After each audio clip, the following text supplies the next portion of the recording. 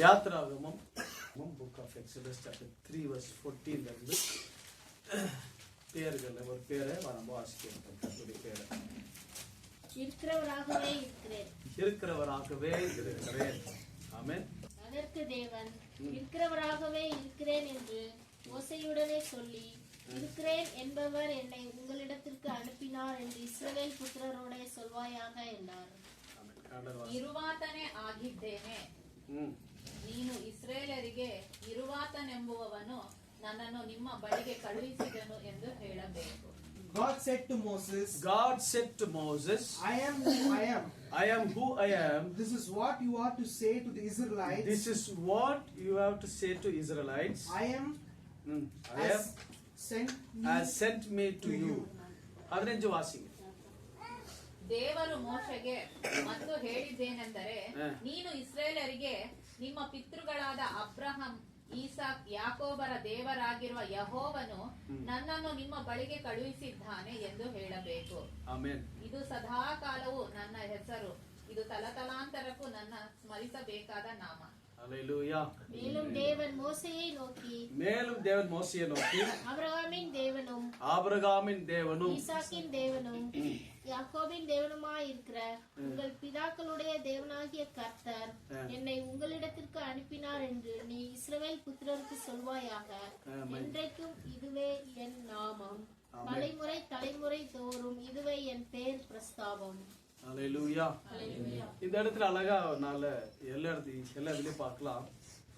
இருக்கிறவராக இருக்கிறேன், இருவாத்தனே சொல்லி தேவன் அவருடைய பெயரை சொல்றார். இதுல என்ன அர்த்தம் இருக்குது?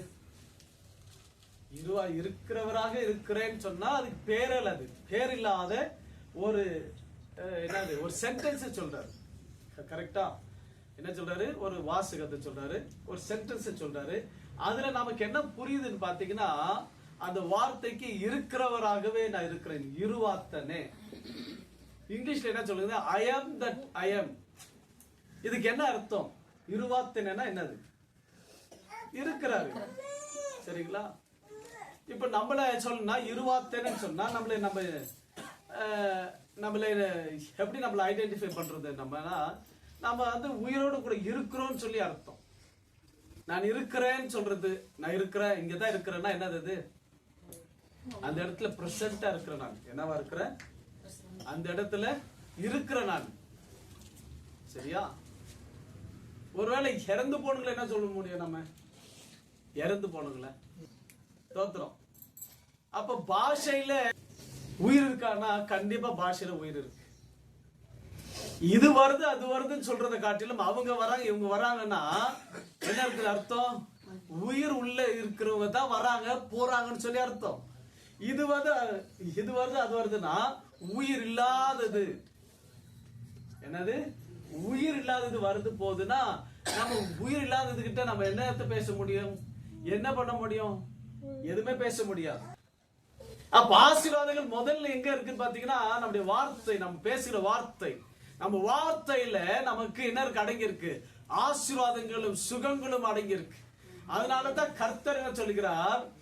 வார்த்தையில அவருடைய ஜீவன் இருக்கு. என்னது? வார்த்தை. அதனாலதான் யோவான்ல என்ன சொல்றாருன்னா, வார்த்தை ஆதியில வார்த்தை இருந்தது, அந்த வார்த்தை என்னவா இருக்கு? தேவனா இருக்கு. பாருங்க. ஹல்லேலூயா. அப்ப வார்த்தை, நம்ம என்ன வார்த்தை பேசினாலும், அது எந்த பாஷையில எந்த மொழியில பேசினா கூட வார்த்தை சரியாக பேசணும். ஜீவன் உள்ளதாக இருக்கணும் அந்த வார்த்தையில. உயிர் உள்ள வார்த்தையா பேசுங்க. அப்பதான் உங்களுக்கும் சரியான பதில் கிடைக்கும். அப்பதான் உங்களுக்கு என்ன கிடைக்கும்? அது பலன் கிடைக்கும்.